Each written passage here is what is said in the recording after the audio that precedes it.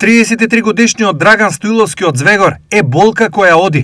По 10 години поминати во Швајцарија, тој се врати во Македонија за животот да го продолжи со својата 3,5 годишна ќерка, која е раздор во распаднатиот брак на Драган.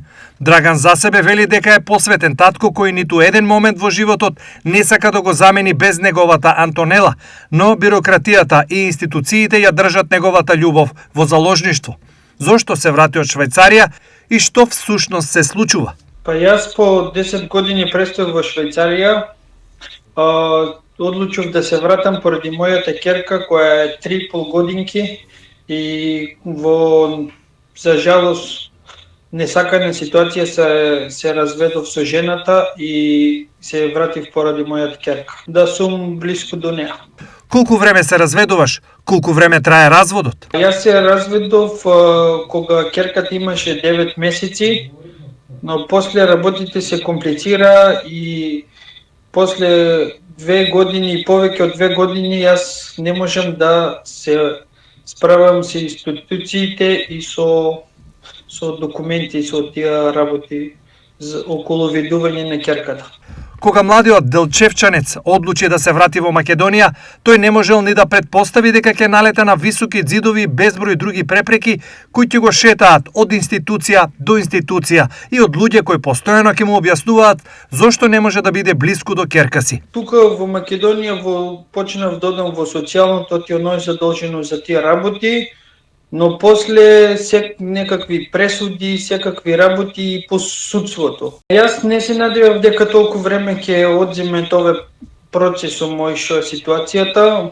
Многу време се одолговлекува и од институциите не сам задоволен ни 3%. За состојбата Драган има објаснување, а тоа е следното. За разлика од моите колеги што ги имав таму во Швајцарија од секој дел на светот и од Африка и од Европа, тоа го нема нигде, како што е во Македонија. 0% задоволен. Освен ова, таткото на малата Антонела вели дека во државата се е партизирано. Да, тоа го чувствувам многу и дури и на мене ми понудува да барам врски, да барам човек овде таму, али јас 10 години сум во Европа и не сакам да подлегнам по тие работи и треба секој да си гледа својата работа. Нема партија, нема јас ќе помогнам, он ќе помогне и се така ако функционира државата нема до нигде да стигнеме.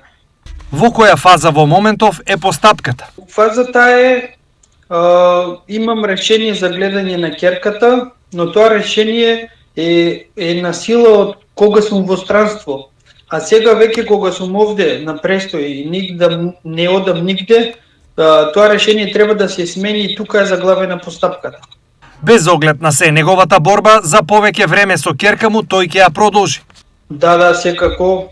Мојата борба не се станува тука и се што можам да направам на мирен и добар начин ќе продолжам до крај додека ќерката не има видување со мене како што треба, како во сите држави.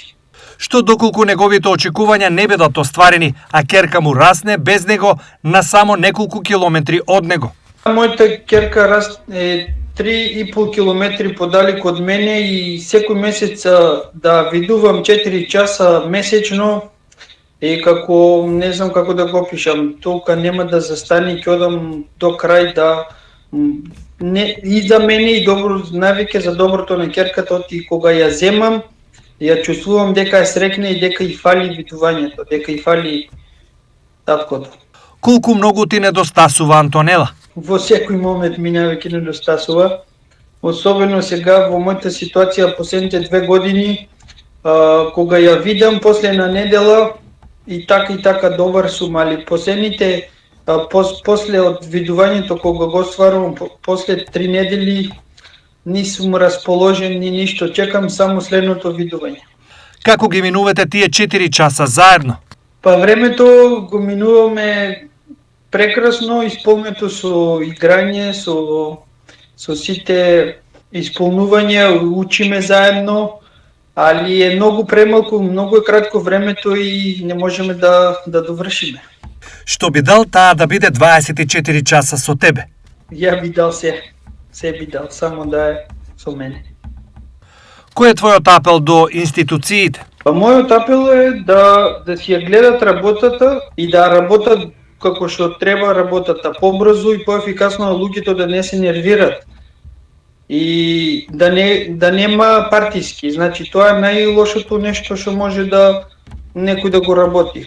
Ако знаеше дека ќе биде вака тешко, дали ќе се вратеше од Швајцарија? Па јас се надевав дека во Македонија веќе работите се подобрени и дека почнува да секој да размислува добро, да работи како што треба и затоа се вратив, верував дека дека е нешто сменето после 10 години.